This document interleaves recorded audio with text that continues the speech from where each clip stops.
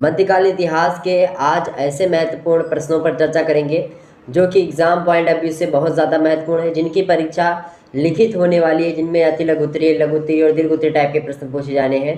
उनके लिए यह लेक्चर बहुत ही महत्वपूर्ण होगा। बाकी ऑब्जेक्टिव के लिए तो भी महत्वपूर्ण होने वाला, चूँकि इसमें से बहुत सारे ऑब्जेक्टिव टाइप के भी प्रश्न बनने वाले हैं।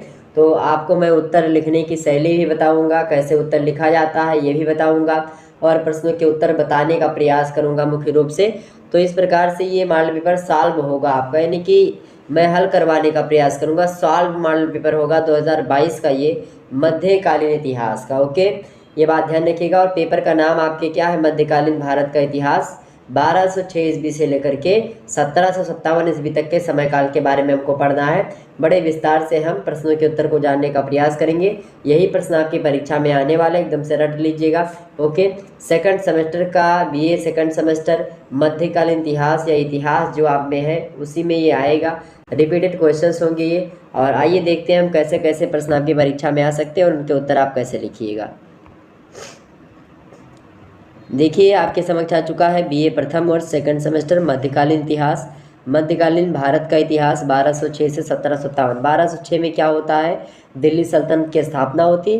1757 आते आते क्या होता है? जो मुगल वंश होता है उसका पतन होता है। यानी आप देखिए, दिल्ली सल्तनत और मुगल काल के बारे में हमको ओवरऑल पढ़ना है। ओके, ठीक है। 1206 में मुगल जो है दिल्ली सल्तनत की स्थापना होती है। और प्लासी का जो एक प्रकार से प्लासी का प्रथम युद्ध होता है, प्लासी नहीं, पानीपत का जो प्रथम युद्ध होता है 1526 ईस्वी में बाबर और इब्राहिम लोदी की वंश में। वहीं पर लोदी वंश का अंतिम जो है राजा होता है इब्राहिम लोदी, उसको हरा करके बाबर जो होता है वो शासन प्रारंभ करता है और यहीं से मुगल वंश की स्थापना शुरू हो जाती है। ये मुगल थे, तो बाबर के वंशज उसके बाद में आएंगे और 1757 आते आते आप देखिएगा मुगल वंश का पतन हो चुका होता है लगभग और लगभग। ठीक, तो कुल मिलाकर के यही सब हमको जानना है। आइए हम देखते हैं history of medieval India 1206 AD से लेकर के 1757 एडी तक। सभी प्रश्न करने होते हैं अति लघु उत्तरीय के। देखिए, पेपर आपका 3 में होगा, खंड आ, बा और सा, अति लघु उत्तरीय, लघु उत्तरीय और दीर्घ उत्तरीय। तो अति लघु उत्तरीय प्रश्न जो होंगे उनकी अगर बात की, उनकी संख्या 10 होती है, 10 के 10 करने होते हैं। पहला प्रश्न आपके स्क्रीन पर विजुअल हो पा रहा है। कुतुबुद्दीन ऐबक कौन था? कुतुबुद्दीन ऐबक कौन था भाई? कुतुबुद्दीन ऐबक जो था ये भारत में तुर्की साम्राज्य का प्रथम सुल्तान था। क्या लिखेंगे? ये कुतुबुद्दीन ऐबक भारत में तुर्की साम्राज्य का क्या था? प्रथम सुल्तान था। आगे लिखेंगे 1206 ईस्वी में जब मोहम्मद गौरी की मृत्यु हो जाती है, तब उसके बाद में कुतुबुद्दीन ऐबक जो होता है ये तुर्की साम्राज्य का एक प्रकार से क्या होता है? प्रथम सुल्तान होता है। और इसने आपको जब गौरी मर जाता है तो ये अपने आप को एक स्वतंत्र जो है सुल्तान के रूप में घोषित कर देता है 1206 ईस्वी में। और यहीं से देखिएगा, यहीं से हमको पढ़ना है। ठीक, तो कुतुबुद्दीन ऐबक के बारे में समझ में आ गई बातें। कुतुबुद्दीन ऐबक ने बात की है तो मुख्य रूप से आप देखिएगा 2 स्मारक इसकी बड़े फेमस हैं, जैसे कि कुतुबुद्दीन ऐबक जो था ये कला से प्रेम करता था और दिल्ली में इसकी एक मस्जिद है कुतुब उल इस्लाम मस्जिद, और एक और है अजमेर में आप देखिएगा 2.5 दिन का झोपड़ा। तो 2.5 दिन का झोपड़ा और कुतुब उल इस्लाम, ये 2 जो है जो एक प्रकार से इमारतें रही, स्मारक रहे हैं, उनका निर्माण यानी मस्जिद टाइप की है, तो मस्जिद ही कह लीजिए।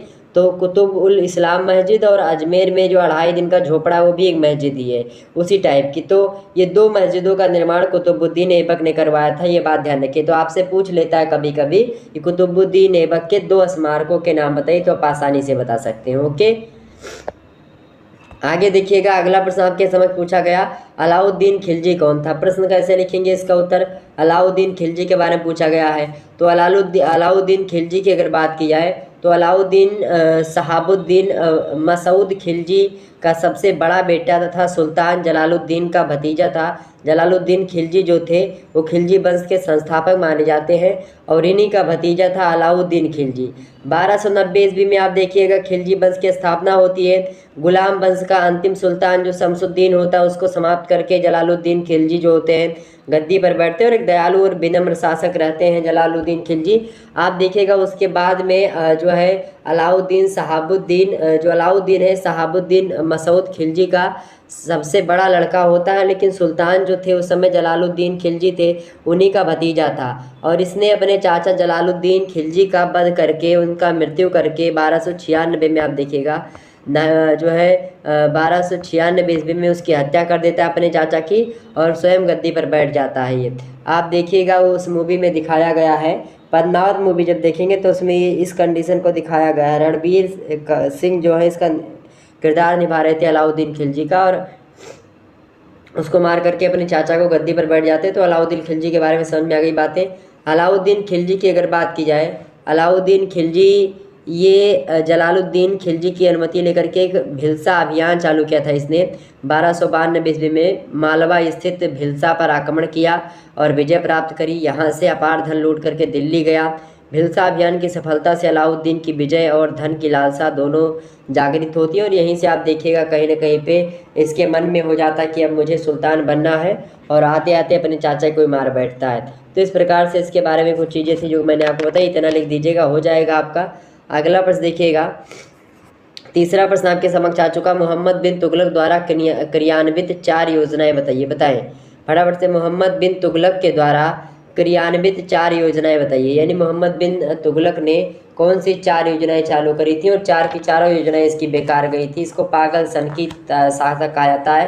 कहा जाता है जब मोहम्मद बिन तुगलक मरा तो जनता को इससे और इसको जनता से, दोनों से फुर्सत मिली। ठीक, यानी जनता इससे इसके शासन से बहुत ज़्यादा एक प्रकार से ऊब चुकी थी, और ये भी ऊब चुका था शासन करके जनता से। ओके, क्योंकि ये बहुत पढ़ा लिखा था अपने ज़माने में। तो मोहम्मद बिन तुगलक के द्वारा आप देखिएगा ये 4 योजनाएं। पहली योजना तो इसकी थी दुआब कर में वृद्धि। दुआब वो क्षेत्र होता है, दुआब, दुआब माने जो दो तरफ से नदी हो, दुई आब यानी दुई तरफ से आब हो। जो कहते नहीं कि बहुत ज़्यादा तोहरे आब नहीं है, गांव वगैरह में आब नहीं है तुम्हारे मुंह से जो चाहते निकल देते हो। आब माने होता है एक प्रकार से थोड़ा सा मतलब कि रोकना किसी प्रकार। तो नदी, जैसे 2 नदियां रोक रही बीच के रास्ते को, तो इसी को दुआब क्षेत्र कहा जाता था। यानी कि दोनों तरफ, एक तरफ ये नदी बह रही, एक तरफ ये नदी, तो ये जो दोनों बीच के क्षेत्र होते हैं, नदियों के बीच का क्षेत्र, वो बड़े उपजाऊ होते हैं। तो इसीलिए मोहम्मद बिन तुगलक ने क्या किया था, इन उपजाऊ क्षेत्रों में जब ज़्यादा लोग कमा रहे थे, ज़्यादा लोग जो है क्या कर रहे थे, वो उत्पादन कर रहे थे, तो उसको लगा कि ये लोग ज़्यादा उत्पादन कर रहे थे, यहाँ पर क्या कर दिया इसने, टैक्स को बढ़ा दिया। सबसे बड़ी गलती इसकी ये रही। दूसरी योजना जो इसकी रही है, इसने राजधानी परिवर्तन कर लिया। ओके, इसने राजधानी परिवर्तन कर लिया, दौलताबाद कर लिया अपनी राजधानी, देवगिरी। ओके, और इसके अलावा तीसरी बात इसकी ये रही कि सांकेतिक मुद्रा का प्रचलन कर दिया। यानी जहाँ पर सोने और चांदी के सिक्के छप रहे थे, यहाँ पर इसने जो है तांबे और स्टील के सिक्के प्रारंभ करवा दिए। तो उससे भी दिक्कत होने लगी, लोग अपने घर ही बैठ के सिक्का छापने लगे उस समय। तो सांकेतिक मुद्रा जब उसका कहीं ना कहीं प्रचलन ही नहीं था। आज जैसे नोट का कीमत 100 रुपये का नोट है, तो यह क्या वो 100 रुपये का जो नोट आप देख रहे हो, क्या वो 100 रुपये की कीमत की है? नहीं है 100 रुपये कीमत की। बस ये है कि वो सांकेतिक मुद्रा उस कागज़ को देंगे तो 100 रुपये मान करके लोग ले लेंगे। ठीक, 500 का नोट जब बंद हुआ तो देखेंगे उस कागज़ की कोई वैल्यू थी? नहीं थी ना। तो वही चीज़, तो सांकेतिक मुद्रा का प्रचलन किया, ये भी इसकी खिलाफ ही रहा मामला। चौथा जो मोहम्मद बिन तुगलक करता है वो है खुरासान और जो है कराजल अभियान इसका, ये भी निसफल रहा। तो खुरासान और कराजल अभियान, ये 4 अभियान इसके मोस्ट इम्पोर्टेंट हैं जो कि परीक्षा में पूछे जाते रहे हैं। अगला प्रश्न देखिएगा आपके समक्ष आ चुका, हुमायूं कौन था? हुमायूं कौन था भैया? हुमायूं के बारे में पूछा जा रहा है। तो हुमायूं की बात की जाए तो ये बाबर का सबसे बड़ा लड़का था। हुमायूं ज्येष्ठ पुत्र था। इसकी माता का नाम माहम बेगम था। और जो हुमायूं है, इसका जन्म की बात की तो 6 मार्च 1508 ईस्वी में इसका जन्म हुआ था। किसका? हुमायूं का, 1508 में। ठीक है, 1508 ईस्वी में इसका जन्म होता है। और काबुल का एक दुर्ग है, उसी दुर्ग में इसका जन्म होता है। हुमायूं ने तुर्की, अरबी और फारसी इन सभी भाषाओं का अध्ययन किया, और बचपन से ही उसे राजकीय कार्यों की शिक्षा दी गई थी ताकि वो आगे चल करके क्या करे, राज्यभार से अच्छे तरीके से संभाल ले। इसका भाई अस्करी, हिंदाल, ये तमाम सारे आते हैं। जब बाबर मरता है 1530 में, तो कहता है इससे कि अपने भाइयों में जो ज़मीन जायदाद है, जो राज्य है, उसको बराबर बांट देना। और सबसे बड़ी भूल यही कही जाती है इतिहास में हुमायूं की, जो उसने अपने भाइयों में बंटवारा कर दिया, सभी को दे दिया और सभी ने क्या कर दिया, इसके खिलाफ विद्रोह कर दिया, इसका साथ ही नहीं दिया। होता क्या है, फिर शेर शाह आता है, इसको जो है कई बार हराता है। तो हुमायूं यही था। अगला प्रश्न आपके समक्ष है, 5वां प्रश्न, नूरजहां के चरित्र पर प्रकाश डालिए। नूरजहां के चरित्र पर प्रकाश डालिए। नूरजहां के बारे में आपसे पूछ रहा है, ठीक है। नूरजहां, नूरजहां, तो नूरजहां जो थी अत्यंत सुशिक्षित थी, आप बताइएगा, बुद्धिमान स्त्री थी, और कविता, संगीत, चित्रकला, इन सभी का इनको शौक था नूरजहां को। और एक विशाल पुस्तकालय बना करके अमूल्य पुस्तकों को संग्रहित भी किया था नूरजहां ने। और आप देखिएगा, वस्त्र, आभूषण, श्रृंगार की बड़ी ज़्यादा शौकीन थी नूरजहां। इसके अलावा शासन कार्यों में पर्याप्त और सक्रिय रुचि भी लेती थी ये। धैर्यवान थी, साहसी भी थी ये नूरजहां, सदाचारी थी, धार्मिक थी, चरित्रवान स्त्री भी थी। और इसका स्वभाव में बात की जाए तो उदारता और करुणा भी इसके स्वभाव में झलकती थी। तो नूरजहां की अगर बात की है तो इसका चरित्र ठीक ठाक था, कोई दिक्कत नहीं थी उसमें। ओके, आगे बढ़ा जाए। आगे देखिएगा, अगला प्रश्न आपके समक्ष है, 6वां नंबर प्रश्न, चौथ और सरदेश मुखी क्या थे। ये एक प्रकार से कर थे जो कि शिवाजी के द्वारा लगाए गए थे। आप देखिएगा, चौथ और सरदेश मुखी जो थे, जो पड़ोसी राज्य हुआ करते थे, उन्हीं से कर असूला जाता था। ओके, तो आप क्या लिखेंगे, लिखिएगा कि यह दोनों एक प्रकार से कर हैं जो कि पड़ोसी, मतलब कर थे जो पड़ोसी राज्यों से वसूल किए जाते थे। चौथे, आप देखिएगा, चौथे पड़ोसी प्रदेशों की वार्षिक आय जो होती थी 1/4 होती थी। चौथ जो होता था, चौथ में 1/4, यानी कि अगर 100 रुपया कमा रहा है पड़ोसी राज्य, तो उसका 1/4 यानी कि 100 गुणे 1/4 कितना हो जाएगा, 25 रुपया। यानी 25 रुपया शिवाजी को दे जा करके। और क्यों देता था, जो कि शिवाजी उनके राज्य की रक्षा करते थे, ठीक, इसीलिए देता था, मुगलों से उनकी रक्षा करते थे। तो ये होता था चौथ। इसके अलावा सरदेश मुखी भी इसी प्रकार से था। सरदेश मुखी क्या था कि उस प्रदेश की जो आय होती थी उसका 1/10वां भाग, यानी मान लेते हैं 100 रुपया कमा रहा है तो 1/10 कर दो उसका, यानी कि लगभग 10 रुपया जो है, 10 रुपया शिवाजी जो है कर के रूप में लिया करते थे, आय कर। ओके, तो इस प्रकार से व्यवस्था थी जो कि मैंने आपको बताई, ये शिवाजी के द्वारा लागू की गई थी। कौन सी, सर और मतलब चौथ और सरदेश मुखी, ये मुख्य रूप से आय का भी साधन भी था मराठा साम्राज्य का। अगला प्रश्न आप देखिएगा, अगला प्रश्न ताजमहल और लाल किला के बारे में बताओ। ताजमहल क्या है और लाल किला क्या है, प्रश्न आपसे पूछ सकता है ना।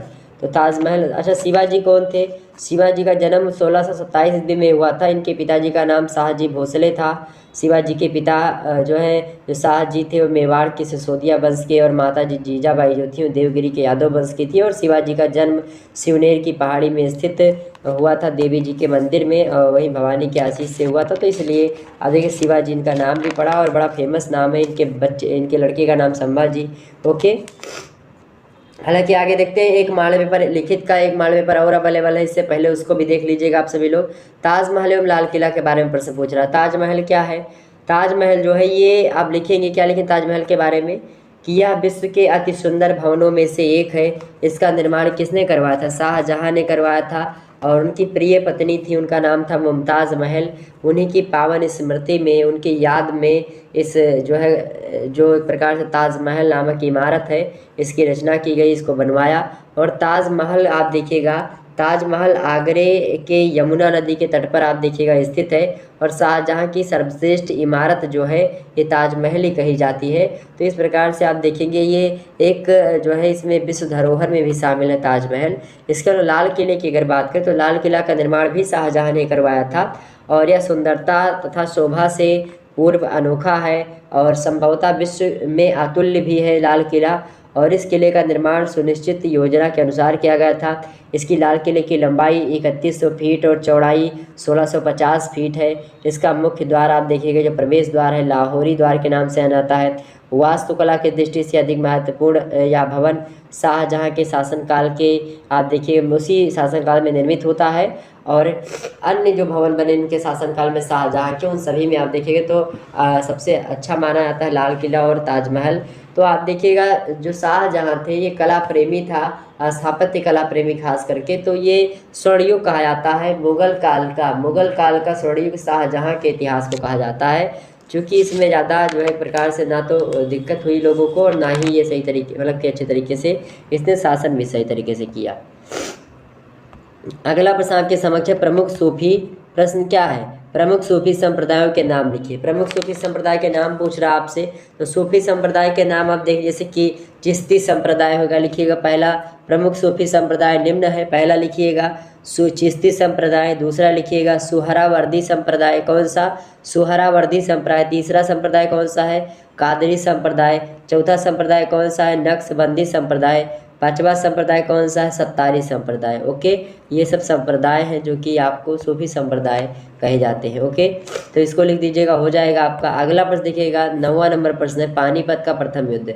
थोड़ा सा मेरी आज तबीयत डाउन है, नहीं तो इतनी एनर्जी लेस में मैं कभी नहीं पढ़ाता हूँ, मुझे बिल्कुल अच्छा नहीं लग रहा है पढ़ाते हुए, लेकिन आपका पेपर लगा हुआ है, तबीयत मेरी डाउन है, जुकाम बहुत तगड़े से है, तो इसीलिए मैं थोड़ा सा बोल नहीं पा रहा हूँ सही तरीके से, बट थोड़ा बहुत प्रयास ज़रूर कर रहा हूँ कि आपको अच्छे तरीके से समझाने का प्रयास किया जाए।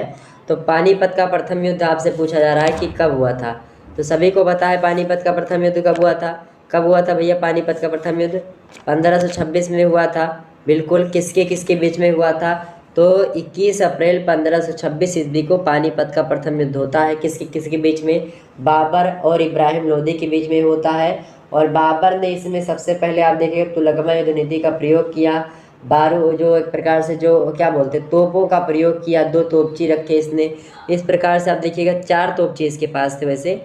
तो पानीपत का जो प्रथम युद्ध हुआ है, क्यों जीता बाबर, इसके कई कारण भी है। तुलगमा युद्ध नीति का प्रयोग, तोपों का प्रयोग पहली बार युद्ध में, ये सभी कहीं ना कहीं पे नए थे, अनजान थे इनसे लोग। और तुलगमा युद्ध नीति मतलब 3 तरफ से घेर करके शत्रु पर वार करना कहलाता था। तो इसी प्रकार से इन्होंने किया। उस समय कहा जाता है कि बाबर के पास मात्र 25,000 की सेना थी, और आप देखिएगा उनमें से कुछ सेना भी धोखा दे गई थी। इसके अलावा आप देखेंगे कि जो इब्राहिम लोदी है, इसके पास लगभग 1 लाख की इससे अधिक सेना है, लेकिन फिर भी वो हार जाता है और यहीं से मुगल वंश की स्थापना हो जाती है। अगला और अच्छा, दूसरा युद्ध पानीपत का किन के बीच में हुआ था? दूसरा युद्ध 5 नवंबर 1556 ईस्वी में हुआ था। किसके किसके बीच में हुआ था? अकबर और हेमू के बीच में हुआ था। ओके, जिसमें हेमू पराजित होता है और अकबर की विजय होती है। अकबर मात्र 9 या 10 साल का था जब ये युद्ध होता है, और उसी में आप देखिएगा बैरम खान की तरफ से लड़ रहे थे। बैरम खान नेतृत्व कर रहे थे सेना का। ठीक, तो पानीपत का प्रथम युद्ध 1526, द्वितीय युद्ध कब हुआ? 1556 ईस्वी में। ओके, अगला प्रश्न आपके समक्ष, मुगल कालीन इतिहास को जानने के प्रमुख साधन बताइए। फटाफट से बताने का प्रयास करेंगे। मुगल कालीन इतिहास को जानने के प्रमुख साधन। मुगल काल इतिहास को हम जानते कैसे हैं? किस किस चीज़ों के माध्यम से हमको पता चलता है? कौन से स्रोत हैं जिनके माध्यम से हमको वहाँ के इतिहास के बारे में हमको जानकारी मिलती है मुगल काल? ओके, बताएं सभी लोग। तो मुगल बादशाह जैसे आप देखिएगा बाबर और जहांगीर द्वारा लिखी गई जो आत्मकथाएँ हैं वो उनके बारे में जानकारी देती है, खुद ही इन लोगों ने लिखी। आप देखिएगा दीवान हो गया, इसके अलावा जो है दस्तूर उल अमल हो गई किताब, अखबारात ए दरबारी ए मुअल्ला इंसा जो है मकतूबात हो गई। इसके अलावा मलफूजात रचना ही है। विभिन्न यूरोपीय यात्री के जो विवरण हुए उनके माध्यम से हम पता लगा सकते हैं। विभिन्न ऐतिहासिक इमारतों के माध्यम से मुगल काल के बारे में जानकारी मिलती है। पुरातत्व द्वारा सुरक्षित विभिन्न वस्तुओं से जानकारी मिलती है। मुगल कालीन इतिहास से हमको जानकारी मिलती है। तो इस प्रकार से आप देखिए मुगल कालीन इतिहास के बारे में जानकारी हमको इन सभी तथ्यों से मिलती है, तमाम सारी पुस्तकों से। तो जो कि बाबरी से हो गई, यानी बाबरनामा से जानकारी मिलती है। ओके, अकबरनामा से मिलती है, हुमायूंनामा से मिलती है, तो जो कि जहांगीरी से मिलती है। ठीक, ये सब ध्यान रखिएगा। तो इस प्रकार से आप लोगों ने समझा इन सभी चीज़ों को। आगे बढ़ा जाए, फिर आगे बढ़ा जाए। चलिए, अगला प्रश्न आपके समक्ष आ चुका है, स्क्रीन पर देखिए। केवल 5 प्रश्नों के उत्तर आपको करने, खंडशः से 200 शब्दों में इन प्रश्नों के उत्तर आपको लिखना है। ठीक, पहला प्रश्न आपके स्क्रीन पर आ चुका है कि इल्तुतमिश गुलाम वंश का वास्तविक संस्थापक था, टिप्पणी लिखिए। प्रश्न बड़ा ही अच्छा है। प्रश्न क्या पूछा गया आपसे? प्रश्न पूछा गया मेरे प्यारे दोस्तों कि जो इल्तुतमिश है ये गुलाम वंश का क्या है, वास्तविक संस्थापक था, ये इस बात पर टिप्पणी लिखें। या आपसे पूछ सकता है कि दिल्ली सल्तनत के संस्थापक के रूप में इल्तुतमिश का मूल्यांकन करें। या आपसे प्रश्न पूछ सकता है कि क्या आप इल्तुतमिश को भारत में तुर्की साम्राज्य का वास्तविक संस्थापक मानते हैं? ऐसे प्रश्न आपसे बनेंगे। तो उसका उत्तर आपको कैसे लिखना है मैं आपको थोड़ा सा बताने का प्रयास कर रहा हूँ, आप लोग बड़े ध्यान से सुनने का प्रयास करिएगा। ओके, तो जब हम आप देखिएगा कि जब हम इस प्रकार विचार करते हैं कि गुलाम वंश का वास्तविक संस्थापक कौन था, कुतुबुद्दीन ऐबक था या इल्तुतमिश था, तो हमारे सम्मुख एक समस्या आकर के खड़ी हो जाती है कि भारत में तुर्क साम्राज्य की स्थापना के विचार से मोहम्मद गौरी ने प्रवेश किया तथा उसने अनेक विजय भी प्राप्त करी मोहम्मद गौरी ने, किंतु उसने कोई केंद्रीय शासन व्यवस्थित नहीं किया और कुतुबुद्दीन ऐबक अल्प शासन काल में शासन के संबंध में कुछ भी महत्वपूर्ण सुधार ना कर सका। तो इस प्रकार से आप देखिएगा कुतुबुद्दीन ऐबक की मृत्यु के उपरांत आप देखेंगे अनेक प्रांत स्वतंत्र हो जाते हैं और कोई योग्य उत्तराधिकारी नहीं था जो इतने बड़े साम्राज्य को संभाल सकता था। यदि इल्तुतमिश 27 इल्तुतमिश ना होता तो निश्चय ही कुछ काल पश्चात जो है भारत की राजनीतिक दशा ठीक वैसी हो जाती जैसी मोहम्मद गौरी के आक्रमण के पूर्व ही थी। और वास्तव में गुलाम वंश की स्थापना करने का श्रेय जो है इल्तुतमिश को ही प्राप्त है और उसने अनेक कठिनाइयों का धैर्यपूर्वक सामना भी किया, एक सुदृढ़ राज्य की स्थापना की, तुर्क साम्राज्य के विरोधियों को परास्त किया, दिल्ली के सिंहासन को कांटों से निकालकर फूलों की सेज पर रख दिया। इस प्रकार से तो गुलाम वंश का वास्तविक संस्थापक जाहिर सी बात है ना तो कुतुबुद्दीन ऐबक को कह सकते हैं और ना ही हम मोहम्मद गौरी को कह सकते हैं। तो बचा कौन अपना इल्तुतमिश बचा, तो उसी को हम बोल देते हैं। ठीक, तो इस प्रकार से इल्तुतमिश क्या है, वास्तविक संस्थापक है गुलाम वंश का। अगला प्रश्न आपके समक्ष है, बलबन के राजस्व सिद्धांत की व्याख्या कीजिए। बलबन का राजस्व सिद्धांत आपसे पूछ रहा है, बलबन के राजस्व सिद्धांत के बारे में आप बताएं। ये बढ़िया प्रश्न है।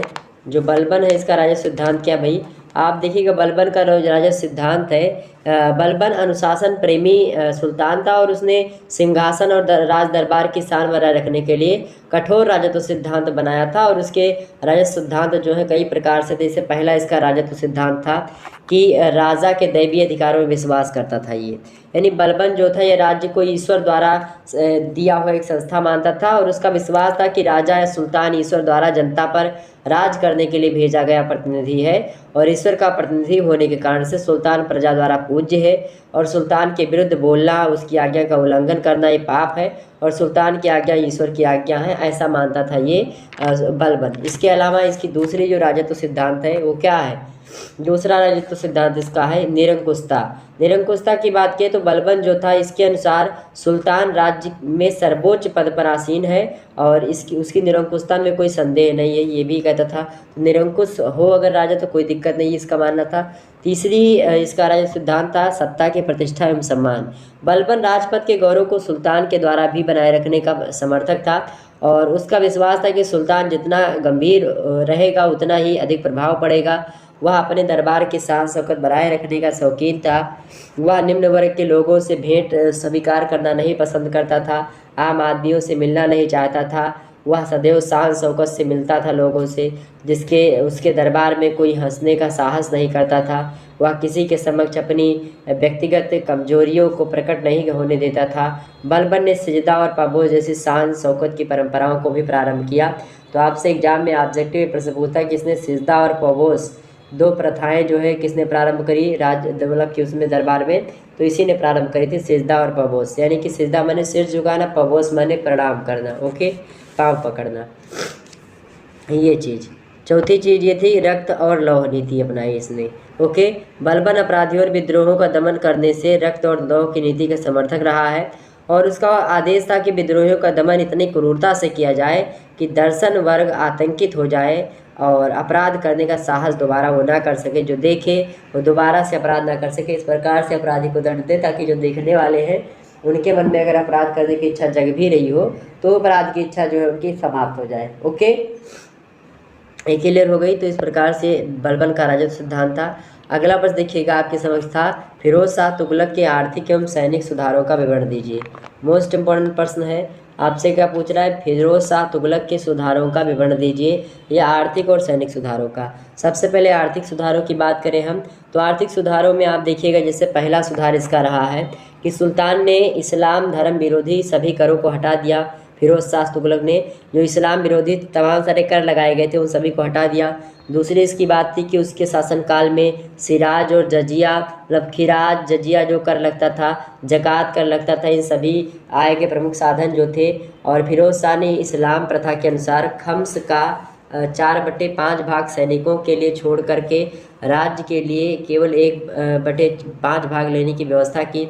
इसके अलावा आप देखिएगा इसने जो है, इसकी अगर बात की जाए तो सुल्तान ने एक नहर भी बनवाई, ठीक है, एक नहर बनवाई आप देखिएगा, ओके, सिरमौरा की पहाड़ियों से हांसी तक, और एक नहर घाघरा से फिरोजाबाद तक सिंचाई के लिए बनवाए, तो सिंचाई के लिए नहरों का निर्माण करवाया इसने। इसके अलावा सुल्तान ने कृषि की उन्नति के लिए यमुना की नहर 150 मील लंबी बनवाई, और सतलज से घाघरा तक 96 मील लंबी नहर बनवाई। तो इसका काम बहुत अच्छे तरीके से किया। तो ये सब आर्थिक सुधार थे इसके। इसके अलावा सुल्तान ने कर व्यवस्था को दुरुस्त करने के लिए एक राजस्व विभाग की स्थापना की, और इसके अलावा ख्वाजा हिसामुद्दीन जुनैदी को उसका अध्यक्ष भी बना दिया। तो इस प्रकार से इसके आर्थिक सुधार थे ये। और इसकी अगर बात की है सैनिक सुधारों की, तो सैनिकों में भी बड़ा सुधार किया। पहला सुधार ये था कि सुल्तान फिरोज शाह तुगलक ने सैनिकों को नगद वेतन देने की प्रथा को बंद करके जागीर प्रथा का आरंभ कर दिया, ओके।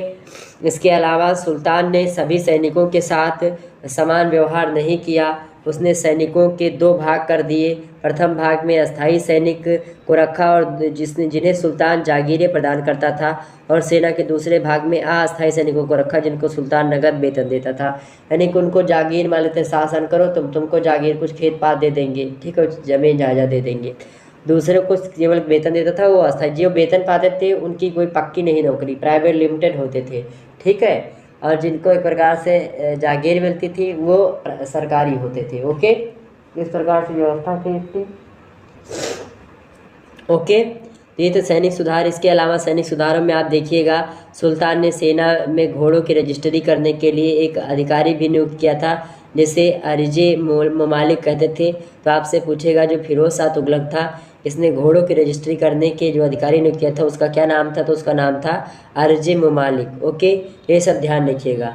आगे बढ़ते तो ये सब आर्थिक सुधार इन्होंने किया। अगला प्रश्न देखिएगा, 5वां नंबर प्रश्न आपके समक्ष आ चुका है। 5वां नंबर प्रश्न क्या है मेरे भाई? 5वां नंबर प्रश्न आपके समक्ष देखिए, लोधी वंश के पतन के प्रमुख कारणों का उल्लेख कीजिए।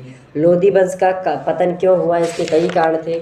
लोधी वंश के पतन के कई कारण थे, जैसे कि पहला कारण था कि जो है विद्रोह का काल। विभिन्न विद्रोहों के कारण से आप देखिएगा लोधी वंश के शासकों को कठिनाइयों का सामना करना पड़ा, और प्रत्येक सुल्तान के काल में कोई ना कोई विद्रोह होते ही रहे, और इन्हीं के कारण से सल्तनत निर्बल हो जाता है और अंतोगत्वा क्या होता है, समाप्त हो जाता है।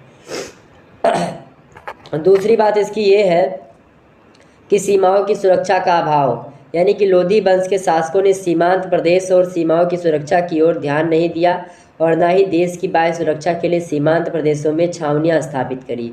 तो काबुल से भारत आने में बाबर को कोई परेशानी भी नहीं हुई, और वो आया और इब्राहिम लोदी को टपका के अपना यहाँ पर राज किया। तीसरी बात बहलोल लोदी की उदारता, ये भी कहीं न कहीं पे यहाँ पर लोधी वंश के पतन के कारण में शामिल है। चौथी बात है कि हिंदुओं के प्रति कठोर नीति। लोधी वंश के सुल्तानों ने हिंदुओं पर काफ़ी अत्याचार किए, और सिकंदर लोधी ने हिंदुओं को यमुना घाट पर स्नान नहीं करने दिया, मतलब वहाँ पर भी रोक दिया, और इसी कारण हिंदू लोग लोधी के विरुद्ध विद्रोह भी करने लगे थे। तो इस प्रकार से कई सारी चीज़ें हुई। इसके अलावा आप देखिएगा इब्राहिम लोदी का चरित्र, लोधी वंश का चरित्र अत्यंत ही दूषित था, और उसमें देखिएगा कि उच्च कोटि का अभिमान था इब्राहिम लोदी में। अमीरों के प्रति कठोरता से आता था, विचारों की अस्थिरता थी, उसमें धार्मिक संकीर्णता थी, हठ था, वो हठी था, उग्र स्वभाव का था इब्राहिम लोदी, और इसके व्यक्तित्व का एक प्रकार से जो दुरुपयोग किया अपने व्यक्तित्व का, और वही कारण कहीं ना कहीं पे लास्ट कारण, तत्कालिक कारण मान सकते हो आप, लोधी वंश का जो पतन हुआ। 6वां प्रश्न देखिएगा, शेर शाह की सफलता के कारणों का उल्लेख कीजिए। शेर शाह की सफलता के कारण कौन कौन से, फटाफट से बताने का प्रयास करेंगे। शेर शाह के सफलता के कारण क्या हो सकते हैं, फटाफट से बताएं सभी लोग। शेर शाह सूरी, ओके। तो पहला कारण है शेर शाह की सफलता का पहला कारण है कि वो न्यायप्रियता उसके अंदर थी। क्या थी? न्यायप्रियता थी। शेर शाह एक न्यायिक सम्राट था या न्यायप्रिय सम्राट था, और उसने जागीर का प्रबंध करते समय ही कई स्थानों पर अपनी न्यायप्रियता का परिचय भी दिया था, जिससे जनता में कहीं ना कहीं पे उसका सम्मान काफ़ी बढ़ जाता है। तो ये न्यायप्रिय था, इसीलिए जो है ये सफलता इसको मिली। दूसरी बात यह है कि धार्मिक सहिष्णु था। शेर शाह एक धार्मिक सहिष्णु शासक था। उसने हिंदू और मुसलमानों को समान समझा और अपने धार्मिक सहिष्णु के गुण के कारण से उसने विशाल साम्राज्य की स्थापना भी करी। तो ये चीज़ थी। तीसरी बात थी शेर शाह की सफलता का कारण ये था, कुशल सेना नायक था ये। ओके, शेर शाह एक महान सेनानायक था और इसने अपने गुण के कारण ही शेर शाह ने एक विशाल साम्राज्य की स्थापना करी। चौथी बात है कूटनीतिज्ञ भी था ये। इसके अलावा पांचवी चीज़ है ये प्रजा प्रिय भी था। शेर शाह जो था ये अपनी प्रजा को पुत्रवत समझता था, पुत्र की भांति समझता था, जिससे उसको प्रजा का पूरा पूरा सहयोग मिलता था। एक विद्वान के अनुसार लोक हित का संरक्षक और लोक न्यायी सम्राट होने के कारण से शेर शाह की तुलना रूस के सम्राट जार सिकंदर द्वितीय से भी की जा सकती है, एक विद्वान ने कहा है। तो इस प्रकार से ये तमाम सारी जो है कारण थे जिसके कारण से शेर शाह सफल हुआ। अगला बस देखिएगा आपके समक्ष अकबर की राजपूत नीति के क्या जो है परिणाम हुए, बताएं। अकबर की जो राजपूत नीति थी इसके क्या परिणाम हुए, फटाफट से बताने का प्रयास करेंगे। क्या क्या परिणाम हुआ भाई अकबर के राजपूत नीति का। पहला परिणाम हुआ कि अकबर की राजपूत नीति, लिखेंगे सभी लोग। पहला परिणाम ये हुआ कि अकबर की राजपूत नीति और मुगल साम्राज्य के लिए अत्यंत हितकारी सिद्ध होती है। जो राजपूत पहले मुगलों से लड़ने को जो एक प्रकार से उद्यत रहते थे, अब वे ही मुगल साम्राज्य के विस्तार के लिए अपना खून पसीना बहाने लगे। ये पहली का परिणाम हुआ। इसका दूसरा परिणाम हुआ कि अकबर के शासनकाल में जो सैनिक मतलब कि राजनीतिक, प्रशासनिक और आर्थिक, सामाजिक, सांस्कृतिक और कलात्मक उन्नति हुई, जिसमें देखिए राजपूतों ने यथेष्ट किया, मतलब अच्छा कार्य किया। तीसरी बात इसकी परिणाम ये हुआ कि अकबर की अधीनता स्वीकार न करने से राजस्थान युद्ध की विभीषिका से अधिक प्रभावित हुआ, और जिसका राजपूतों की स्वतंत्रता और उसका जो स्वाभिमान होता है उनको लोगों का वो नष्ट होता है और वे स्वतंत्र राजा ना होकर के सेवक बन जाते हैं। इससे राजपूताना का जो नैतिक हुआ, राजपूताना लोगों का वो नैतिक पतन प्रारंभ हो गया। तो इस प्रकार से कई सारे परिणाम निकले। चौथा परिणाम ये निकला कि अकबर की राजपूत नीति के फलस्वरूप हिंदू रीति रिवाजों में फूट पड़ गई। मेवाड़ के विरुद्ध भेजे गए अभियानों में मान सिंह आदि राजपूतों ने प्रमुख भाग लिया। इसके अलावा पांचवी जो परिणाम हुआ वो ये हुआ कि अकबर की इस नीति के फलस्वरूप हिंदू रीति रिवाज शाही मामलों में भीतर भी पहुंच गए। ये तमाम प्रकार की। इसके अलावा इस नीति के फलस्वरूप वास्तुकला, चित्रकला, संगीत, साहित्य इन सभी पर हिंदू और मुसलमानों दोनों में समान्वित विचारों का प्रभाव एक प्रकार से पड़ा और दोनों लोग एक प्रकार से एक दूसरे की चीज़ों को जानने लगे। तो ये सब अकबर के राजपूती नीति के कारण जो है एक प्रकार से परिणाम हुए। अगला प्रश्न है मुगल साम्राज्य के पतन के क्या कारण थे। मुगल साम्राज्य के पतन के क्या कारण थे, फटाफट से बताएं। मुगल साम्राज्य के पतन के क्या कारण थे, फटाफट से बताने का प्रयास करिएगा सभी लोग। मुगल साम्राज्य के पतन के क्या कारण थे। कई कारण है मुगल साम्राज्य के पतन के, कई कारण है मुगल साम्राज्य के पतन के। कौन कौन से कारण है भैया मुगल साम्राज्य के पतन के कारण, कौन कौन से हैं।